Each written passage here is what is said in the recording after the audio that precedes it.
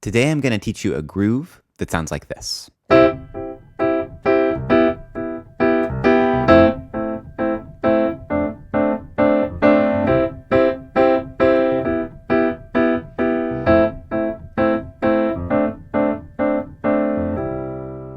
This is a super fun, bouncy sounding groove, and you can hear examples of this kind of groove in Beatles songs, musical theater songs. The first song I learned that had a groove like this was actually a Wilco song. It's one of my favorite bands. So let's start by breaking this down into simple steps so that you can learn to play exactly what I just did.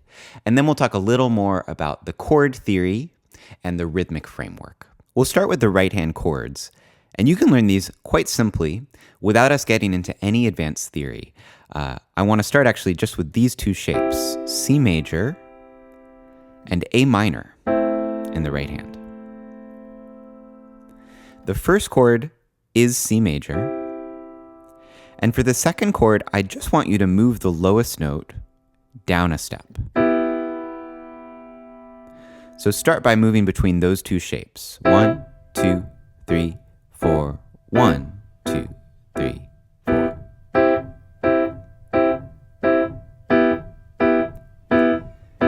Part of the sound of this groove is that the right-hand chords have this kind of short, chunky sound to them. So not only the start of the chord matters in that, but the release of the chord. You can experiment with just how long each of these chords are.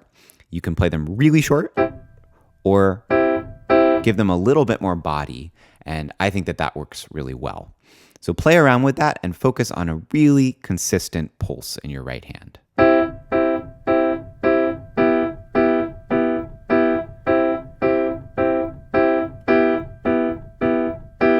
Then move to the A minor shape, and in this case, the top note is going to move down a step.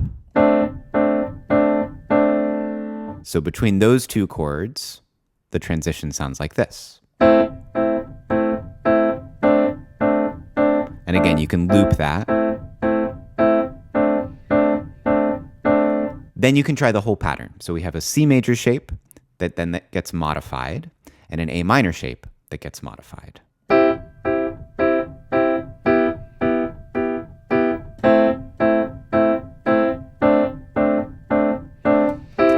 And just loop that until you're feeling comfortable.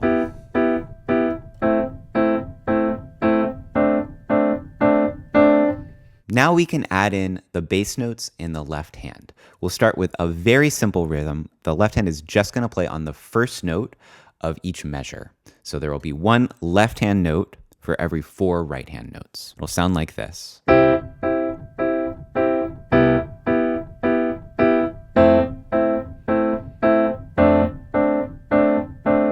And you notice if we put the chord symbols on screen now, they look a lot more complicated, but I didn't have to change anything in my right hand. This is the same right hand C major shape, but we have C in the bass. Same shape in the right hand, but C in the bass. And this A minor shape in the right hand, if we put F in the bass, it's now called F major 7, right? But all you need to know is it's the same shape in your right hand with an F in the bass. And then same for this F major 6 chord. And this is a great place to start. Just get this 4-measure loop really solid with those left-hand bass notes on the first beat of each measure. For a lot of students who are more beginner or intermediate, that alone will be a great challenge. Just focus on a really, really consistent pulse with this simple pattern. And then you can experiment with adding in this little swung pickup. It sounds like this.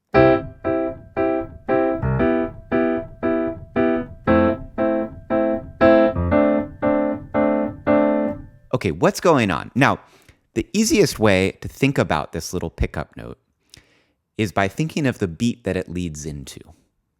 The pickup I just played leads into beat 1 of the next measure. If I count 1, 2, 3, 4, and 1. So it's on the and of 4. If we think about the and of 4 as belonging to beat 4, I think that's more difficult than if we think of it as leading into beat 1. Listen to what I'm doing. 1, 2, 3, 4, and 1. So it's that and one that gives this its sound. And one. And you can practice that just by playing right hand quarter notes and trying to lead into them with your left hand. And 1, 2, 3, 4, and 1. This kind of thing you can always do away from the piano, just tapping on a surface, right?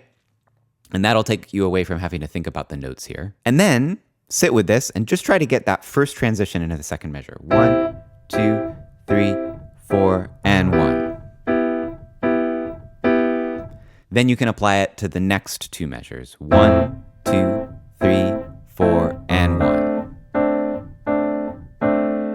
And you notice this is not straight eighth notes. It's not 1 and 2 and 3 and 4 and. It's swing. It's 1 and 2 and 3 and 4 and. And in a bit, we'll talk about a way of intellectually understanding that rhythm. But for now, you can just listen to how it sounds. It has kind of a lope to it, and most students can pick it up intuitively by listening. Now, at this point, you can more or less play exactly what I played at the start of the video. I was adding in a few other pickups as well in an improvisational way. So those are all of the ands that come between the quarter note beats in my right hand. 1 and 2 and 3 and 4 and 1, 2, 3, 4. If I play every single one of them, it sounds like this.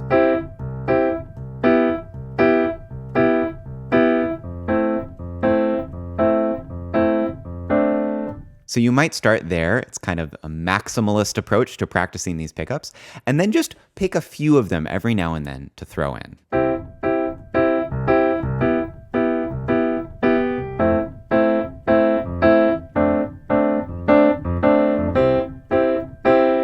And that's the essence of this groove. We have consistent quarter notes in our right hand, but then we're creating the feeling of this swing rhythm with our left hand bass pickups. As promised, for step 4, let's get a little deeper into the chord theory. Now, I have other videos on the topic of chord theory, and you can also get a free 2-page guide to every chord quality at the piano. That's for free at my website. We'll leave a link. Here, let's start by looking at the theory just for the 4 chords that we use in this example. And then I'll explain the basic arranging principle that turns the root position chords into the arrangement that I played. So C major is easy. C major 7 just adds the 7th note of the C major scale.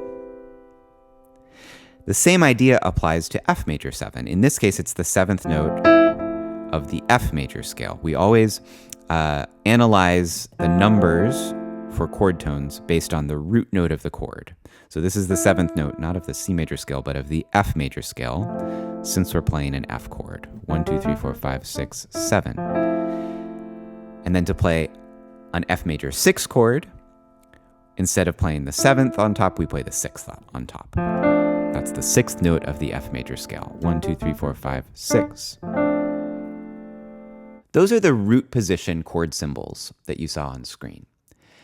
To get from that to the specific arrangement that I played, where we had this nice voice leading, these little moving melodies, the main thing I'm doing is this technique where I leave out the bass note from my right hand when I'm playing a 4-note chord. So this is C major 7. If I leave the bass note to the left hand, I'm left with this shape that looks like an E minor triad in my right hand. And I can then use inversions with those notes in the same way that I might with a typical triad chord progression. So I'm going to invert the E minor chord like this. And now I have a really nice voicing for this C major 7 chord. The same thing happens with the F chords, but in an even simpler way. I'm not even inverting them. I'm just leaving off the bass note from the bottom of the chord, letting the left hand play that, and moving from the F major 7 shape to the F major 6 shape. There are all sorts of fancy ways that you can voice chords, especially extended chords like 7th chords and 6th chords. But this is a great place to start when you see a major 7 chord, just put the root in your left hand, take the top 3 notes, and you can invert those however you like in your right hand. And that's a really good starting place for a way to approach extended harmony when you're reading songs from a chord chart. For our final step, I want to dig a little bit deeper into the swing subdivision we're playing in our left hand. If we count that again, remember it sounds like this. 1 and 2 and 3 and 4 and 1 and 2 and 3 and 4. If you're used to hearing me count eighth notes, the idea of an eighth note is we're dividing the beat into two equal halves. That sounds like this: 1 and 2 and 3 and 4 and. What's changed with swing is that those 2 halves are no longer equal. We have a long and a short. Long, short, long, short, long, short, long. We still call them eighth notes, but they are no longer dividing the beat evenly into 2 parts. And a good rule of thumb, a good reference that you can use to help you find this new division of the beat is actually to think of the triplet subdivision. So start by counting 1 and 2 and 3 and 4 and Then to get the swing feel, you leave out that middle subdivision. 1, 2, 3, 4. 1 and 2 and 3 and 4 and 1, 2, 3, 4. 1, 2, 3, 4. You notice I started without playing anything. I was just counting syllables, and that's exactly how you should practice this. It might feel like a little bit of a tongue twister at first, but it's going to get you to think about all of those subdivisions, those 3 subdivisions of the beat, and then leaving out the middle one so that you have a long, short, long. And part of the fun of swing is that it's not always exactly the same, right? Sometimes it straightens out a little bit, and it's almost identical to straight eighth notes, especially at faster tempos. Swing tends to straighten out. Sometimes it's really wide, and you can use the different widths of a swing subdivision for expressive purposes. But this triplet subdivision is a great way to start, and I will still think of it often as a way to kind of lock into how does a swing rhythm sound for a given rhythm compared to a straight version of that same rhythm. And that's it for our look into this bouncy swing groove. This one is so fun to play, and I think it's a good place to start for starting to get familiar with this swing rhythm as you get into more advanced ways of playing this groove at the piano. This is part 8 of a 10-part series I'm doing on different grooves at the piano. So you can click on the playlist for that here if you want to watch all of those videos in a row. My name is Ted with Piano Fluency, and I want to thank you for joining me.